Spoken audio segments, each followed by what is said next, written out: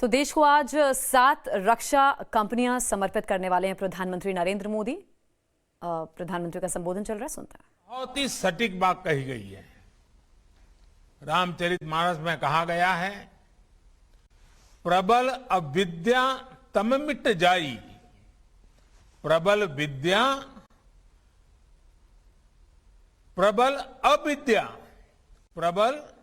अविद्या तम मिट जाई, हार ही सकल सलभ समुदायी।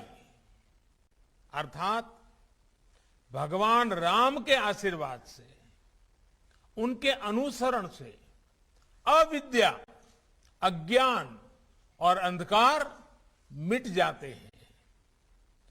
जो भी नकारात्मक शक्तियां हैं वो हार जाती हैं। और भगवान राम के अनुसरण का अर्थ है मानवता का अनुसरण, ज्ञान का अनुसरण। इसलिए गुजरात की धरती से बापू ने राम राज्य के आदर्शों पर चलने वाले समाज की कल्पना की थी। मुझे खुशी है कि गुजरात के लोग उन मूल्यों को मजबूती से आगे बढ़ा रहे हैं, उन्हें मजबूत कर रहे हैं। सौराष्ट्र पटेल सेवा समाज द्वारा शिक्षा के क्षेत्र में आज की गई ये पहल भी इसी कड़ी का एक हिस्सा है। आज फेज 1 हॉस्टल का भूमि पूजन हुआ है। मुझे बताया गया है कि साल 2024 तक दोनों फेज का काम पूरा कर लिया जाएगा। कितने ही युवाओं को, बेटे बेटियों को आपके इन प्रयासों से एक नई दिशा मिलेगी, उन्हें अपने सपनों को साकार करने का अवसर मिलेगा। मैं इन प्रयासों के लिए और विशेष रूप से अध्यक्ष श्री कांजी भाई को भी और उनकी सारी टीम को बहुत बहुत बधाई देता हूं। मुझे इस बात से भी बहुत संतोष है कि सेवा के इन कार्यों में समाज के हर वर्ग को साथ लेकर चलने की चेष्टा है, प्रयास है। साथियों, जब मैं अलग अलग क्षेत्रों में सेवा के ऐसे कार्यों को देखता हूं तो मुझे गर्व होता है कि गुजरात किस तरह सरदार पटेल की विरासत को आगे बढ़ा रहा है। सरदार साहब ने कहा था और सरदार साहब के वाक्य हमने अपने जीवन में बांध के रखना है। सरदार साहब ने कहा था, जाति और पंथ को हमें रुकावट नहीं बनने देना है। हम सभी भारत के बेटे और बेटियां हैं। हम सभी को अपने देश से प्रेम करना चाहिए।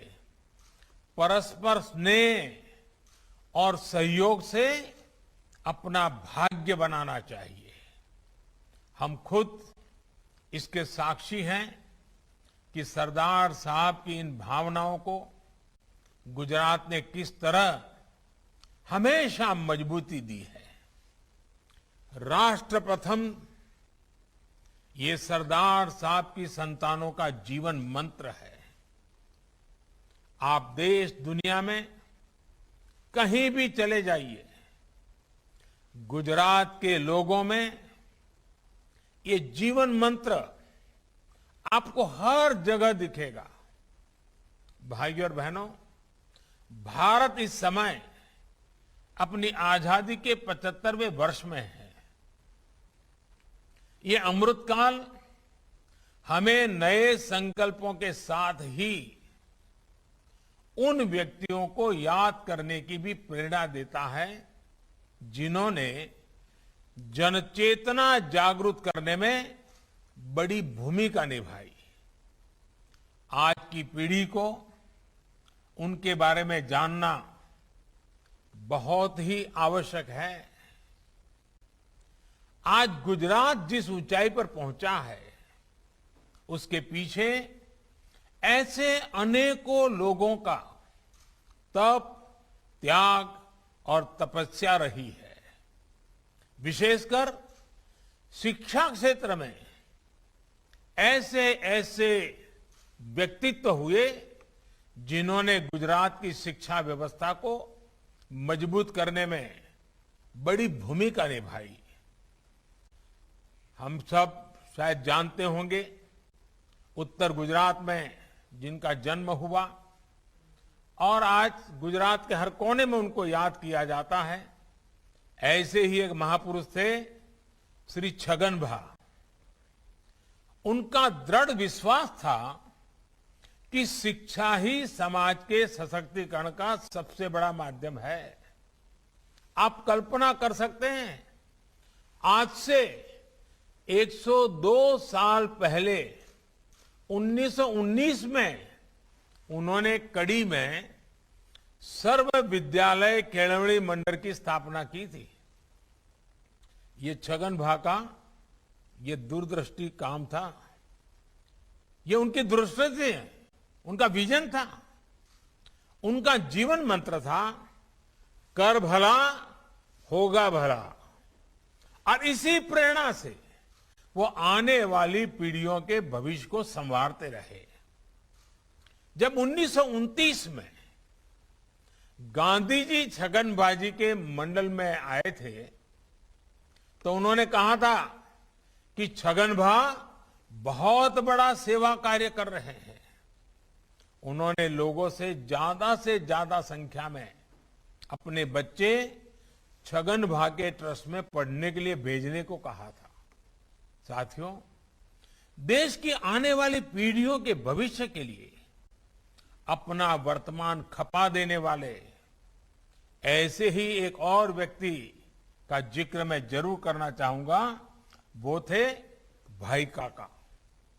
भाई काका ने आणंद और खेड़ा के आसपास के इलाके में शिक्षा व्यवस्था को मजबूत करने के लिए बहुत काम किया था। भाई काका स्वयं तो इंजीनियर थे, करियर अच्छा चल रहा था, लेकिन सरदार साहब के एक बार कहने पर उन्होंने नौकरी छोड़ दी और अहमदाबाद म्युनिसिपैलिटी में काम करने आ गए थे। कुछ समय बाद वो चरोतर चले गए थे, जहां उन्होंने आणंद में चरोतर एजुकेशन सोसाइटी का काम संभाला। बाद में वो चरोतर विद्या मंडल से भी जुड़ गए थे। भाई काका ने उस दौर में एक रूरल यूनिवर्सिटी का सपना भी देखा था। एक ऐसी यूनिवर्सिटी जो गांव में हो और जिसके केंद्र में ग्रामीण व्यवस्था के विषय हो।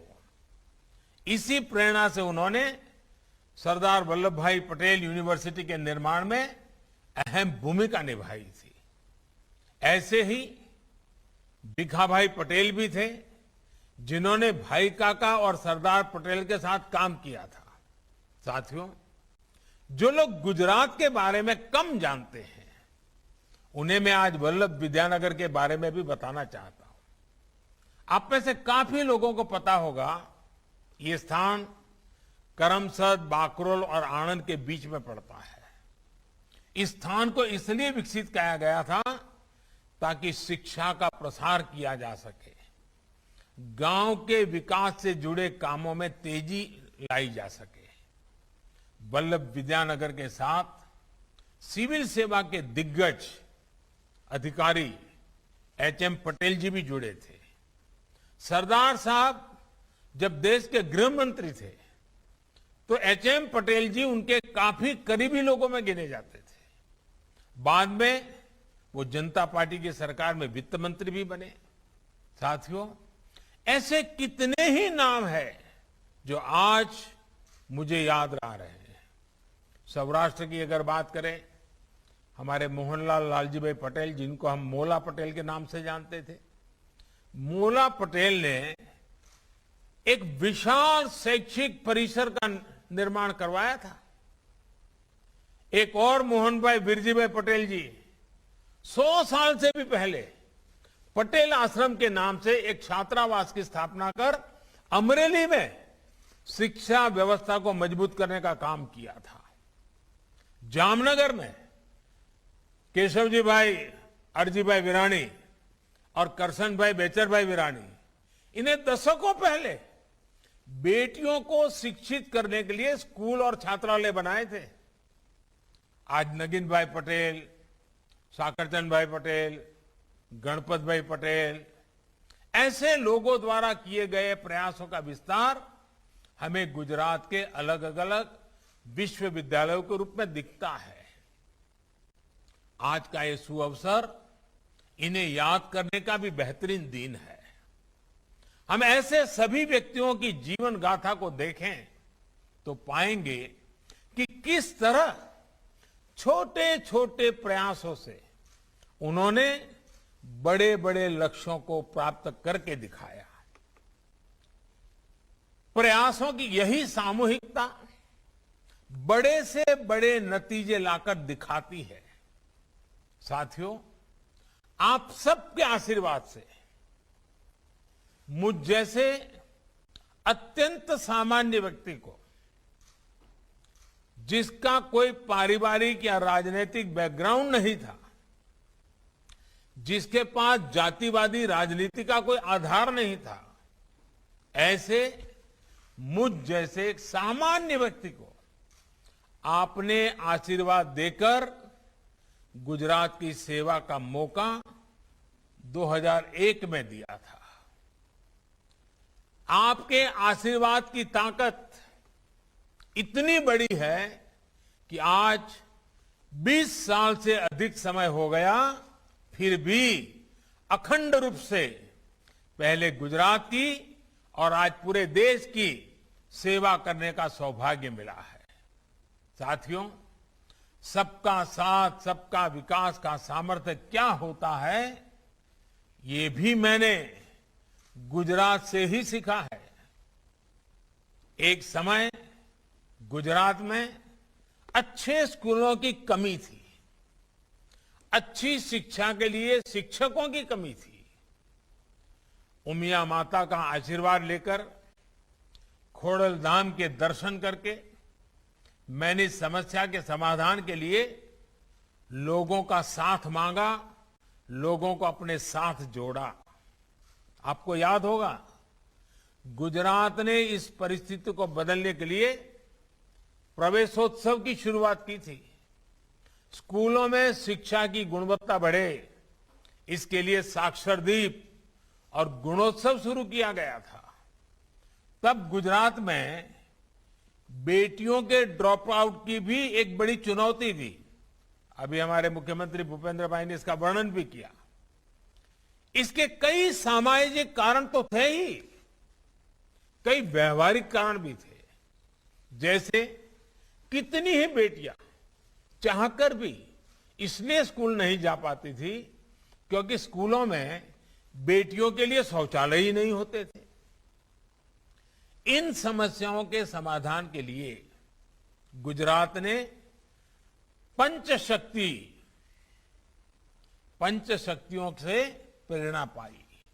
पंचामृत, पंचशक्ति यानी ज्ञान शक्ति, जनशक्ति, जल शक्ति, ऊर्जा शक्ति और रक्षा शक्ति।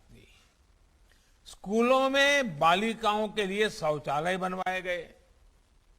विद्या लक्ष्मी बॉन्ड, सरस्वती साधना योजना, कस्तूरबा गांधी बालिका विद्यालय, ऐसे अनेक प्रयासों का परिणाम यह हुआ कि गुजरात में न केवल पढ़ाई का स्तर बेहतर हुआ, बल्कि स्कूल ड्रॉप आउट रेट भी तेजी से कम हुआ। मुझे खुशी है कि आज बेटियों की पढ़ाई के लिए, उनके भविष्य के लिए प्रयास लगातार बढ़ रहे हैं। मुझे याद है, ये आप ही लोग थे जिन्होंने सूरत से पूरे गुजरात में बेटी बचाओ अभियान चलाया था। और मुझे याद है, उस समय मैं आपके समाज के लोगों के बीच में आता था तो ये कड़वी बात बताए बिना कभी चुकता नहीं था।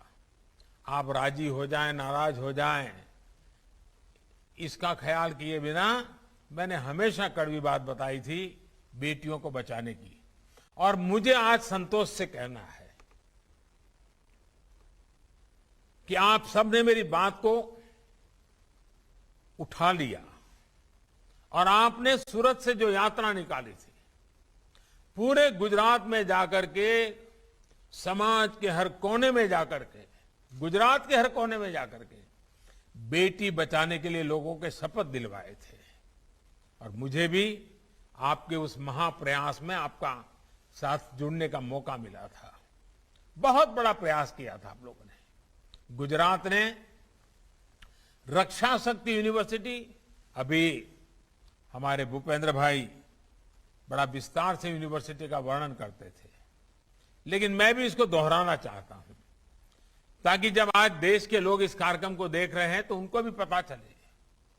गुजरात ने इतने कम समय में रक्षा शक्ति यूनिवर्सिटी, दुनिया की पहली forensic science university, law university और दीनदयाल एनर्जी यूनिवर्सिटी, इसके साथ ही दुनिया की पहली children's university, teachers training university, sports university, Kamdhenu university जैसी अनेकों इनोवेटिव शुरुआत करके देश को नया मार्ग दिखाया है। आज इन सारे प्रयासों का लाभ गुजरात की युवा पीढ़ी को मिल रहा है। मैं जानता हूं आप में से अधिकतर को इनके बारे में पता है और अभी भूपेंद्र भाई ने बताया भी है, लेकिन आज मैं ये बातें आपके सामने इसलिए दोहरा रहा हूं क्योंकि जिन प्रयासों में आपने मेरा साथ दिया, आप मेरे साथ कंधे से कंधा मिलाकर के चले, आपने कभी पीछे मुड़कर के देखा नहीं, उससे मिले अनुभव आज देश में बड़े बदलाव ला रहे हैं। साथियों, आज नई राष्ट्रीय शिक्षा नीति के जरिए देश की शिक्षा व्यवस्था को भी आधुनिक बनाया जा रहा है।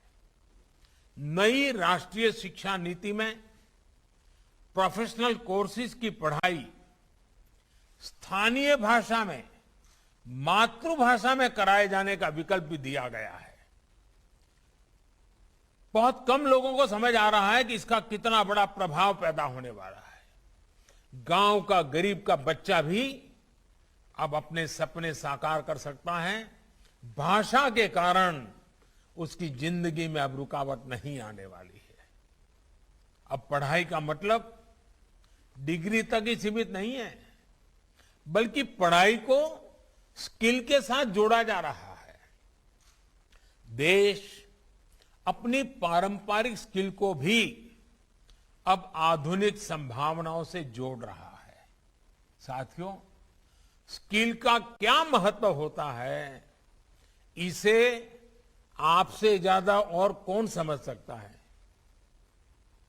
एक समय आप में से अधिकांश लोग सौराष्ट्र में अपना घर छोड़कर, खेत खलिहान छोड़कर, अपने दोस्त रिश्तेदार छोड़कर हीरा घिसने, हीरा घसू के रूप में सूरत आए थे। एक छोटे से कमरे में 8-8, 10-10 लोग रहा करते थे, लेकिन ये आपकी स्किल ही थी, आपका कौशल ही था, जिसकी वजह से आज आप लोग इतनी ऊंचाई पर पहुंचे हैं। और पांडुरंग शास्त्री जी ने तो आपके लिए कहा था, रत्न कलाकार कहा था। हमारे कांजी भाई तो स्वयं में एक उदाहरण है। अपनी आयु की परवाह न करते हुए वो पढ़ते ही गए, नया नया कौशल अपने साथ जोड़ते ही चले गए। और शायद आज भी पूछोगे कि कांजी भाई कोई पढ़ाई वढ़ाई चल रही है क्या, तो हो सकता है कुछ तो पढ़ते ही होंगे। ये बहुत बड़ी बात है जी। साथियों, स्किल और इकोसिस्टम से मिलकर आज नए भारत की नींव रख रहे हैं। स्टार्टअप इंडिया की सफलता हमारे सामने है। आज भारत के स्टार्टअप्स पूरी दुनिया में पहचान बना रहे हैं। हमारे यूनिकॉर्न्स की संख्या अब रिकॉर्ड बना रही है। कोरोना के कठिन समय के बाद हमारी अर्थव्यवस्था ने जितनी तेजी से वापसी की है, उससे पूरा विश्व भारत को लेकर आशा से भरा हुआ है। अभी हाल में एक विश्व संस्था ने भी कहा है कि भारत फिर दुनिया की सबसे तेजी से आगे बढ़ने वाली अर्थव्यवस्था बनने जा रहा है। मुझे विश्वास है गुजरात राष्ट्र निर्माण के अपने प्रयासों में हमेशा की तरह सर्वश्रेष्ठ रहेगा, सर्वश्रेष्ठ करेगा।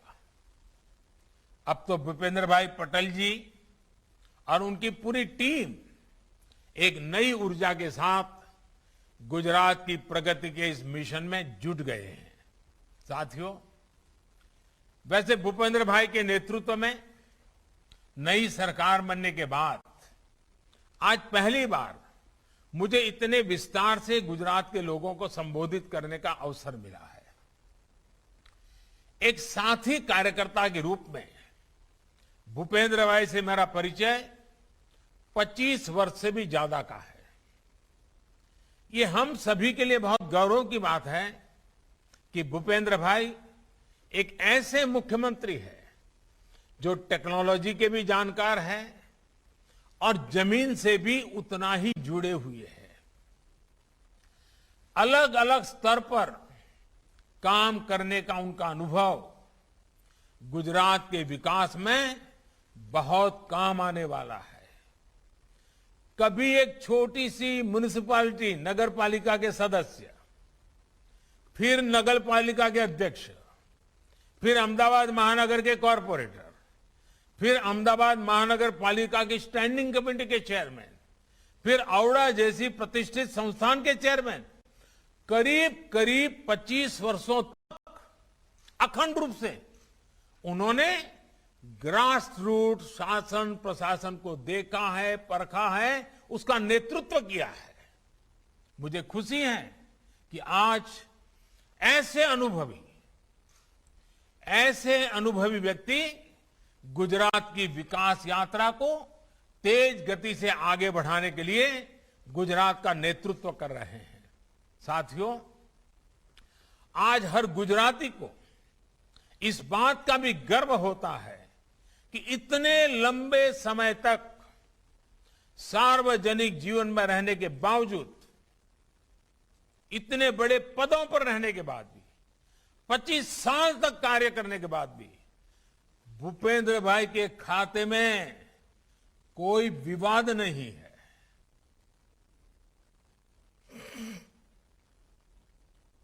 भूपेंद्र भाई बहुत ही कम बोलते हैं, लेकिन कार्य में कभी कोई कमी नहीं आने देते। एक साइलेंस वर्कर की तरह, एक मूक सेवक की तरह काम करना उनकी कार्यशैली का हिस्सा है। बहुत कम ही लोगों को यह भी पता होगा कि भूपेंद्र भाई का परिवार हमेशा से आध्यात्म के प्रति समर्पित रहा है। उनके पिताजी आध्यात्मिक क्षेत्र से जुड़े रहे हैं।